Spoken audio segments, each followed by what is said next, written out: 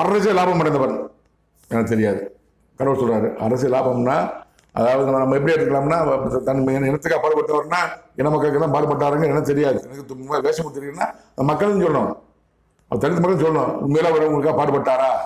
ஒவ்வொரு பிரச்சனைக்கு மலத்தை கலந்து ஊர் சொல்லுவாங்க தெரிஞ்ச மலம் தானே அங்கே வந்து போனாரான்னு தெரியாது. தலித் மக்கள் பாடுபட்டாங்க எனக்கு தெரியாது. அரசியல் கட்சிக்காரன் தெரியும், இன மக்களுக்கு தெரியும். உங்கள்கிட்ட விட்டு பார்த்துக்கோங்க. அரசியல் லாபம் அடைந்தவன் இது எனக்கு தெரியாது. திருமாவளவர்கள் எப்போது அரசியல் தான் தெரியாது. அரசியல் வருவதற்கு முன்பாக அவர் சொத்து எவ்வளவு இருந்தது, வருமானம் எவ்வளவு இருந்தது, எத்தனை வருஷம் அரசியல் இருந்திருக்கிறாரு, இப்போ அவருடைய சொத்து என்ன, வருமானம் என்ன, அவருடைய சாப்பாடு என்ன செய்யறாரு, கார் செலவு என்ன, கூட செலவு என்ன எனக்கு தெரியாது. நான் தெரியாதுன்னு சொல்றேன். கடவுள் வார்த்தை சொல்றேன். அரசியலம் அடைந்தவன் ரகசியம் அடைந்தவரா அடைவரான்னு எனக்கு தெரியாது. அவருக்கு தெரியும், சுற்றியுள்ளது தெரியும், இன மக்களுக்கு தெரியும். உங்கள்கிட்ட விட்டுறேன். நான் தெரிஞ்சாதான் சொல்லுவேன் நான். சரிங்களா? அரசியல் லாபம் அடைந்தவன்